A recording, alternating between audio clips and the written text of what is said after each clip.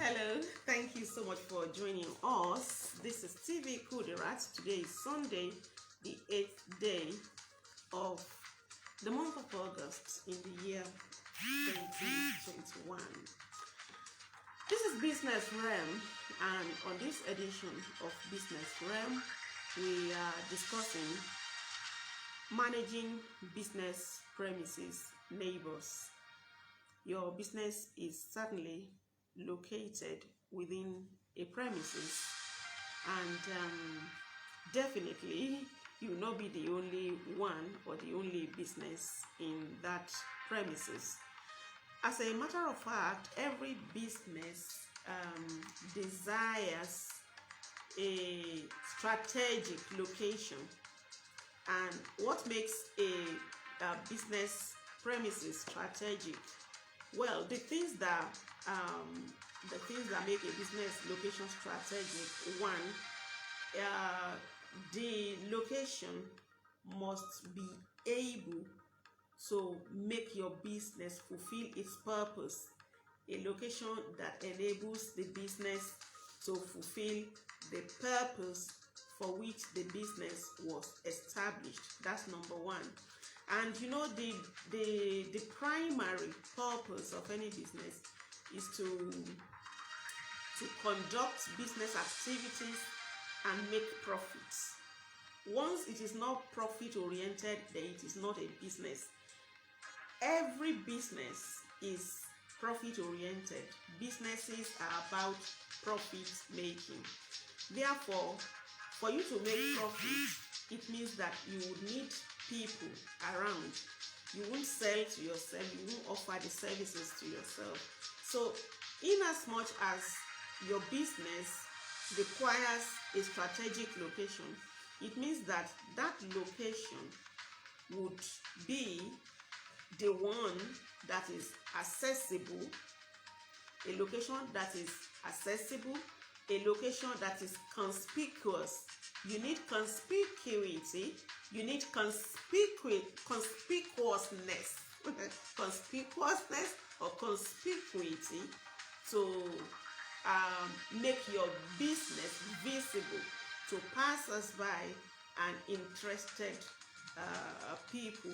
Then the location that you want to choose will be a location that has basic social amenities, a location that is convenient for people, that offers some level of comfort to your business and to your clients.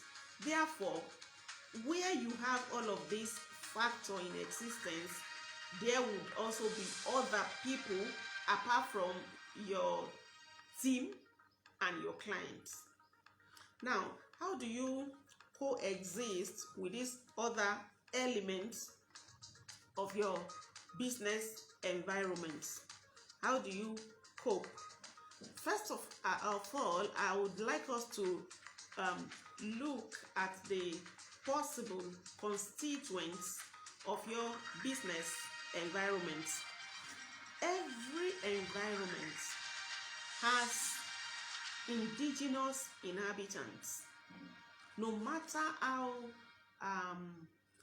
attractive, how urban, how developed the environment must have become, some people were there before the development that you see today came to be present. So in Abuja, for instance, where you have Hilton, Icon Hilton, for instance, there will be some premises where you still have some remnants of the indigenous inhabitants. That's just an example of a high-profile establishment.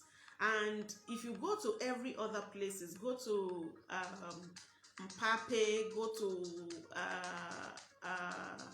Guzape, go to Katampe, you will see very beautiful estate, very beautiful edifices.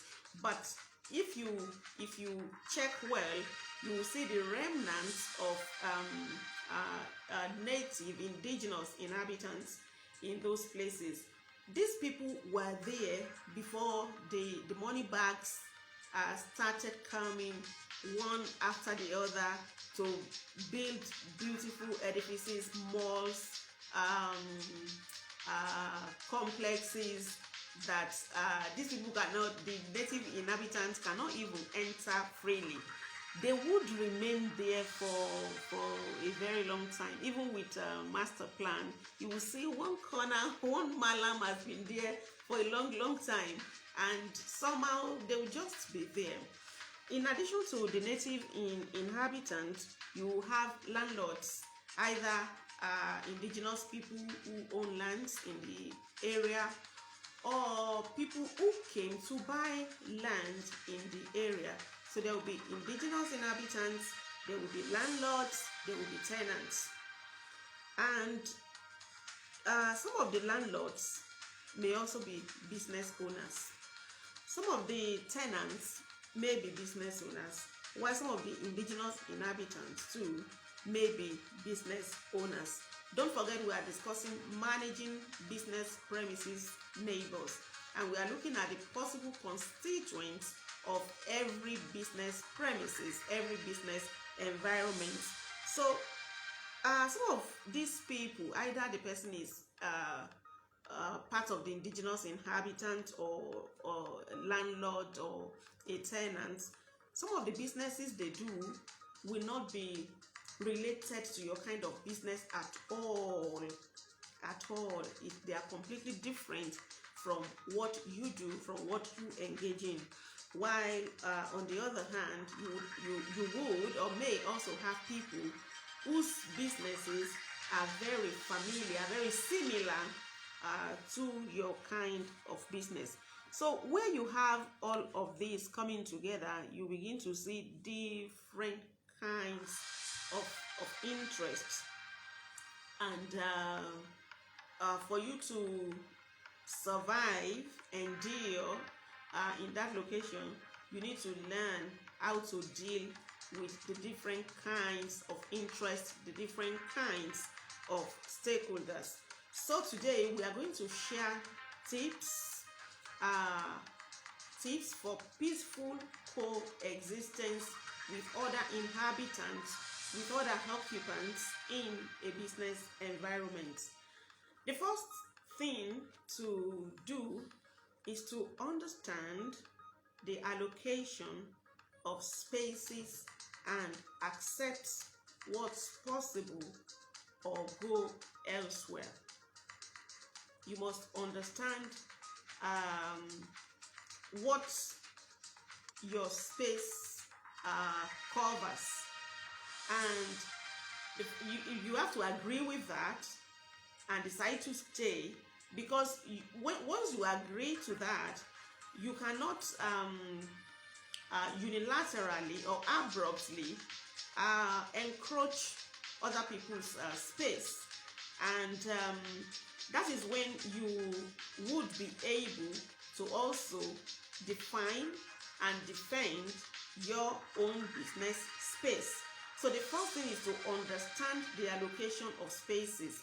If you are a tenant, for instance, the moment you arrive, you want to know the size of the space that is being rented to you.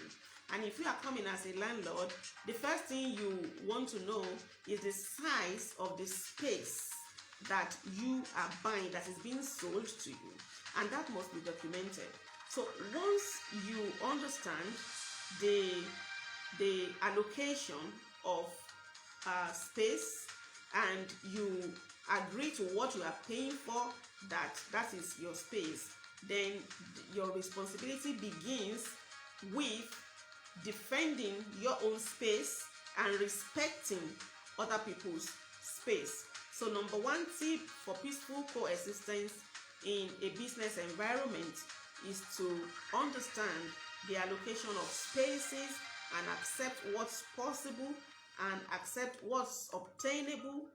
Or if you are not satisfied with that, then your search continues until you find what you consider suitable for your business purpose. Number two, once you understand the allocation of spaces and you agree to that, and you subscribe to that by payment of your rent or by paying for the space permanently if you are buying it permanently, then the next thing is to define your space. Of course, either the landlord or the person who sold the land or the house or the structure to you would have defined the space in the documents that you would be given.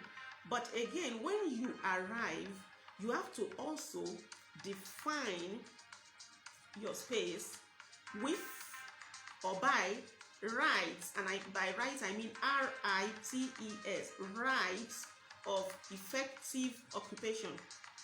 You have to occupy the space effectively. You don't take over the space and leave it, you just leave it without any distinct mark. So by defining your space with rights of effective occupation, I mean that you have to leave your own marks, your personal marks on the space, so that anybody who comes there would see your signature, would see your mark, and they would respect it. They will see signs that that space has been occupied. That space is not lying fallow. That space is not free. That space is not available. This is where to start. Number one, understand the allocation of spaces and accept what's obtainable or go elsewhere. Number two, once you accept it and you subscribe to it, then you define your space by rights, RITES, right, rituals of effective occupation. You can do allowable demarcations. For instance, if it's a rented space, there are things that the landlord would not permit, would not allow. So you need to find out what the landlord permits an occupant, a temporary occupant, to do within the extent to which you can modify the premises. You need to find out, and once you find out that extent, then you begin to do allowable demarcations, allowable distinct demarcations. It could come in form of painting, it could come in form of trees, flowers, and plants that are brought there, initiated, conceptualized by you. And then it could be any other form of signature. It could be some makeshift, temporary signatures. It could be some beacon, it could be some pillar, it could be some statue, it could be anything, so that anybody who gets there would know that this space is not lying fallow, this space is not available, this space is not free. Now, after talking about defending your own space, another crucial thing that you have to do is to respect the space of other people. Respect other people's space. Don't forget, the first thing to do is to understand the allocation of spaces. 2, you have to define your space with rights of effective occupation. And 3, just as you have defined your space, you know where your space begins and where it ends. You know that where your space ends is where somebody else's space begins, and you don't want to encroach if you don't want troubles. So you have to respect other people's space or spaces. Do not encroach.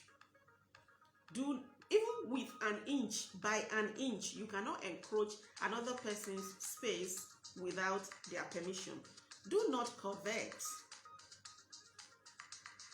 Regardless of the peculiar advantages of the other person's space, that's their space, and you've got your space.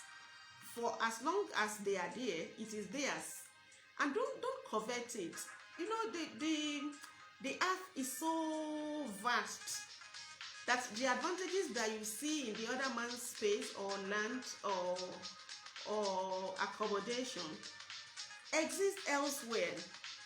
You don't want to start that trouble with your neighbor, because you may not win the battle, and then you just waste your precious time, energy, resources on battling with somebody who has occupied the space before you came, or who came to occupy the space after you came, but you didn't buy that, you didn't subscribe to that, you didn't rent that.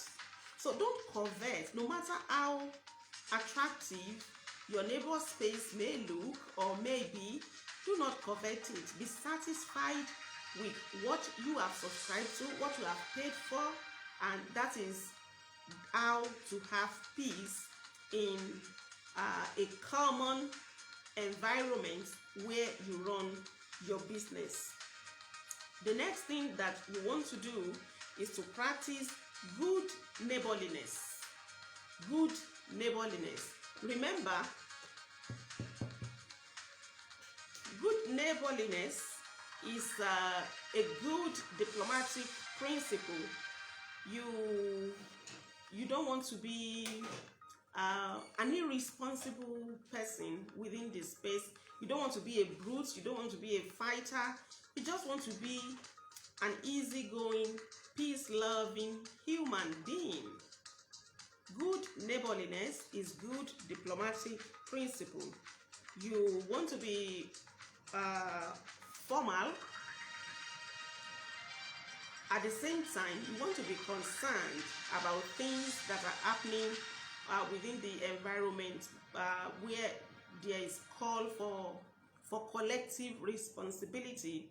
You want to find out what your part is, and you want to play that well without insulting others, without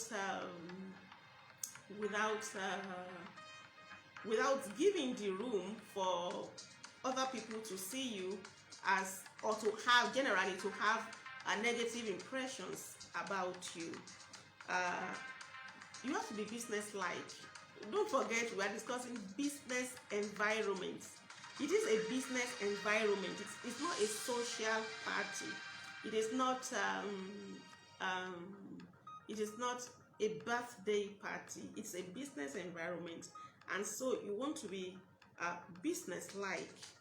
If you have to attend a meeting with the representatives of the community, either as landlords or tenants, or you want to make your speech topical, speak to the issue on ground, and you don't just want to talk just for talking's sake. You want to understand what the issues are. You want to think well. You want to process them in your mind before you signify the interest to contribute. And when you contribute, you are not getting up to contribute to discredit what another man has said earlier, or to show off that you are the best speaker that they can ever come across. You just want to speak to the issue on ground. If they are talking about water, let your contributions be water related. If they are talking about electricity, let your contributions be electricity related. If they are talking about drainage, make sure that you also talk about drainage. If they are talking about a government policy as it affects business owners in that area, make sure you talk about that. The earlier speakers may not be as brilliant as you, or as brilliant as you had expected, but that doesn't matter. Their contribution is their contribution, and let your contribution be yours, and let it be on the subject matter in question, on the subject matter being discussed. You don't just want to talk purposelessly. You want to be purposeful in every action that you take. And then we are still talking that you have to be business-like in a premises, in an environment where you run your business. Dressing well is part of being business-like. The way you dress is the way you are dressed, even by your clients or customers or neighbors. So when you are going to your workplace, you want to dress decently, and you also want to be gracious. And by being gracious, we mean being kind, being calm, being considerate. When someone else is talking to you, being attentive. When you are talking to others, you want to be courteous. You want to talk like somebody who is tamed. You don't just want to be rude to people, and you want to carry yourself too in a way that you would be respectable. You want to respect people so that you can earn respect, because as they say, respect is reciprocal. Now, you also want to play your role. When you have to contribute, you contribute. Don't show off. If everybody is contributing 1 naira, for instance, and you can, and the project at hand is 1,000,000 naira, where there are people who would say that leave the 1,000,000 naira for me, I can do that on alone. But before you do that, you have to understand the people that you are dealing with. You need some emotional intelligence. There are places where you would say that the whole body should be put on your shoulder, and they will be happy, and they would you'll be applauded for that.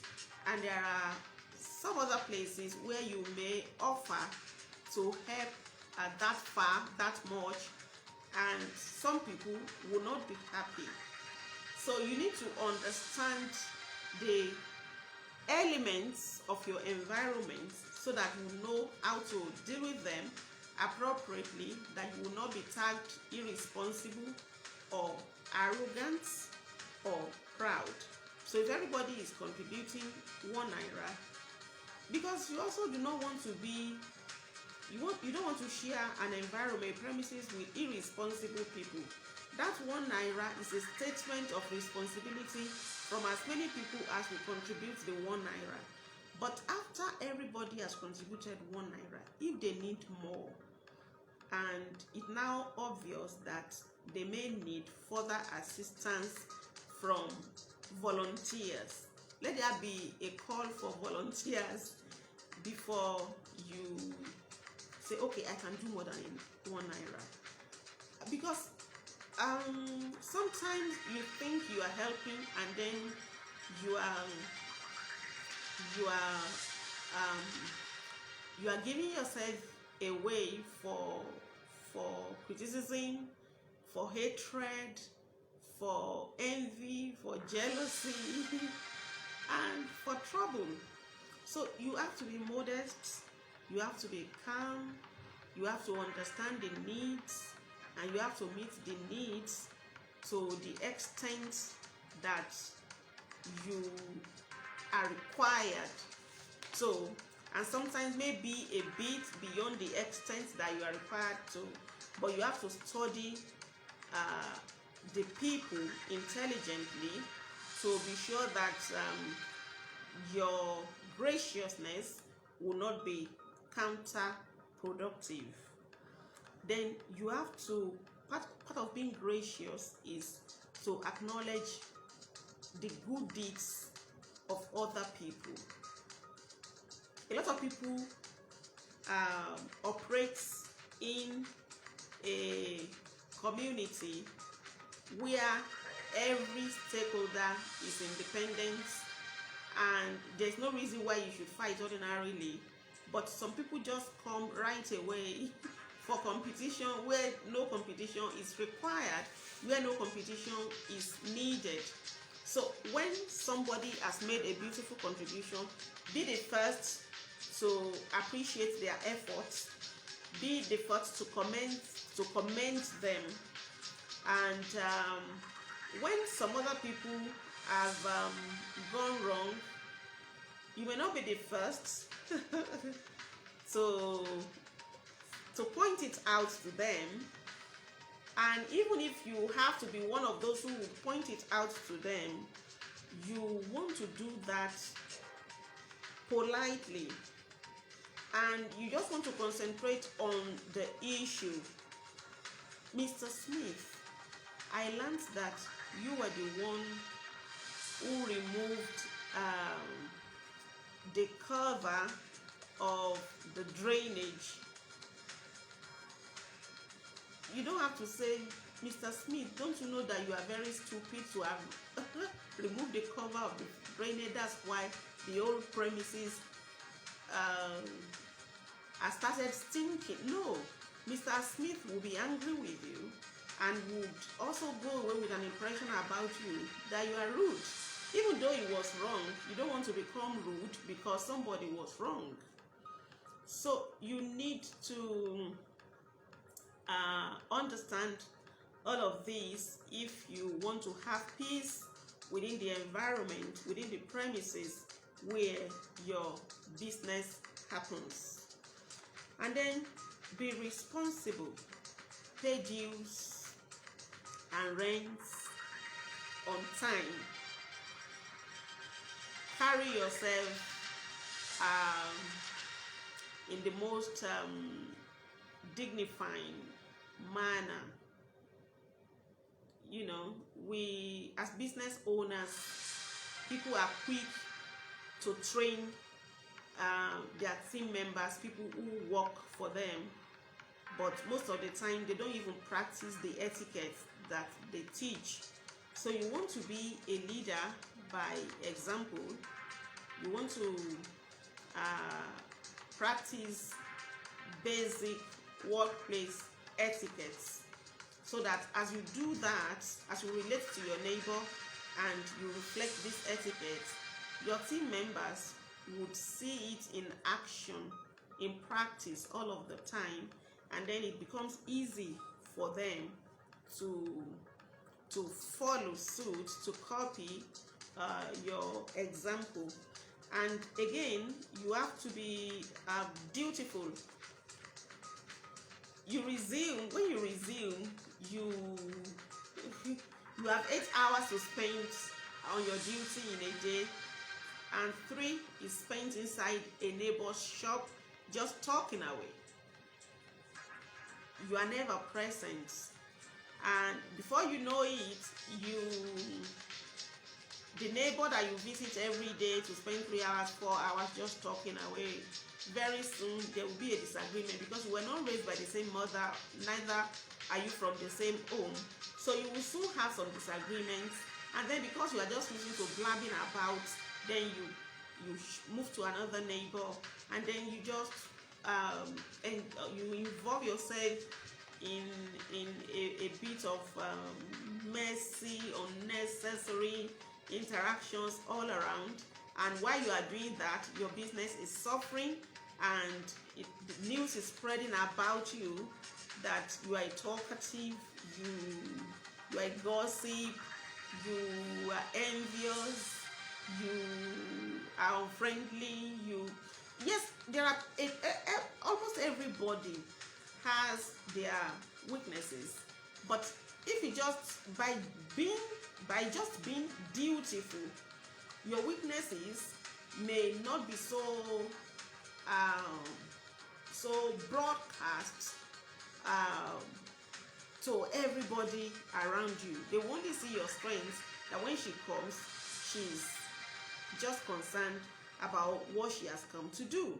She's just on duty, she's just minding her business, and you are growing gradually. Even the personal weaknesses that were there, because you do not have the time, you do not waste your time engaging in idle talk, you also mature and grow past these weaknesses too. So as you are facing your duty, you are also growing in other dimensions, and you are even understanding your own business better every day as life continues. So one of the things that you can do to save yourself unnecessary headache within your business environment, within your business premises, is to be dutiful. Mind your business.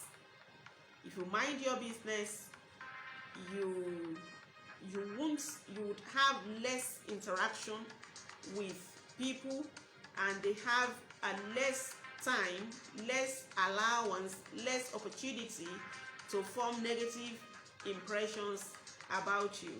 So it pays to be dutiful, because the business environment, the business place is a duty place.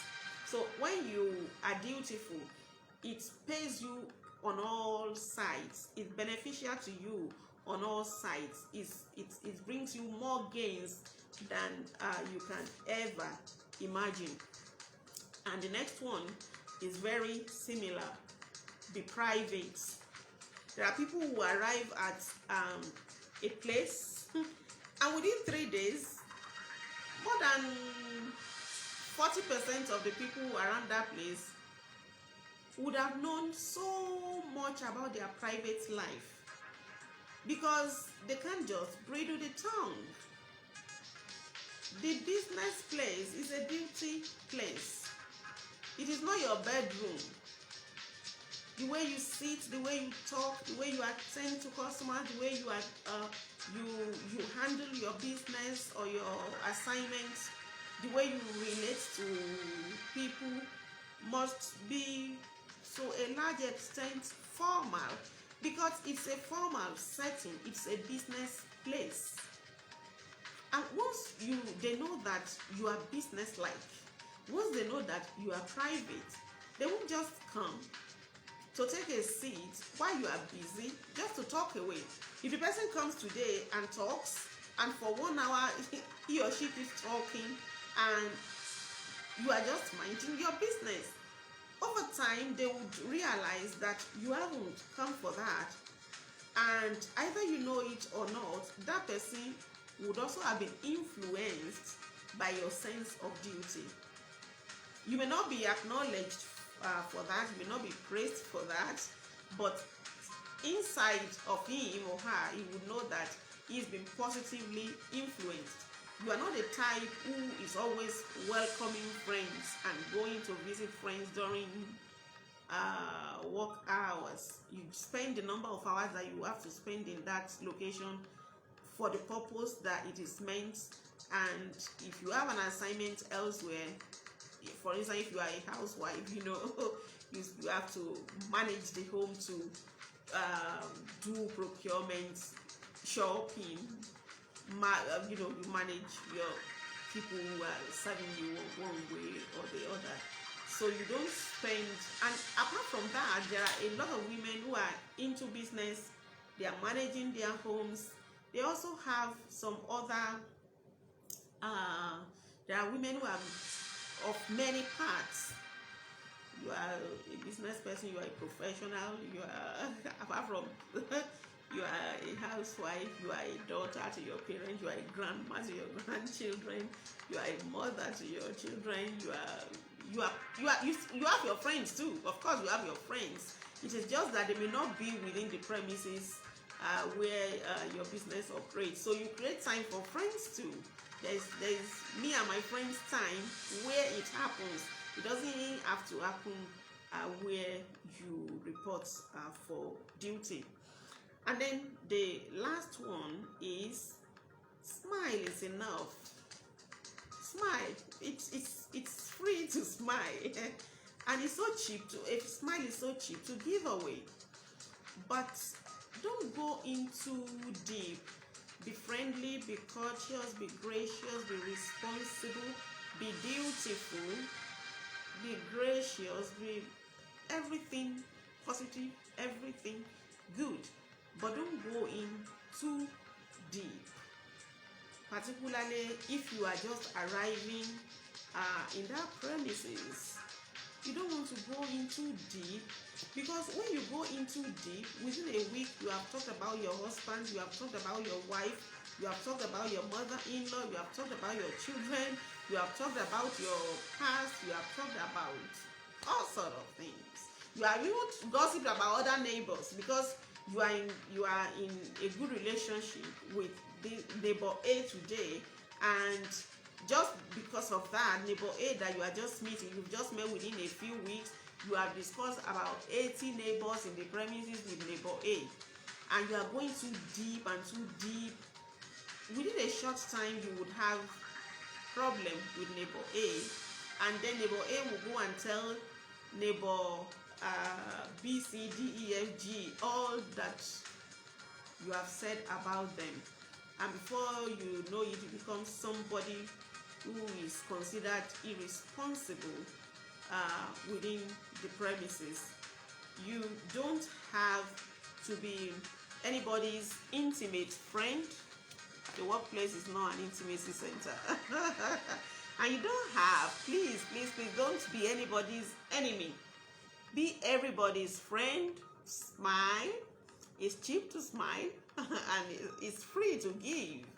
Smile. Be brief. Be beautiful. Define your space. Defend it. Define it and defend it. And respect the space of other people. When you do all of this, the workplace environment can be a blissful place for you to transact your business, to make profits, to grow, and to arrive at financial freedom. And everybody will just say, she just minds her business. It's just going after her business. You know, that is as simple as that. We hope you let this guide you and inspire you and moderate you as you continue in your business journey towards financial freedom. Thank you so much for liking this, for sharing it, and for following the page. Today my virtual assistant is not present, and you can see a bit of rough edges here and there, but it's okay. Thank you for accepting it this way. Dana is with me today. Dana, thank you. Thank you. I will see you again and very soon. My name is Bola Omotayo. Bye for now.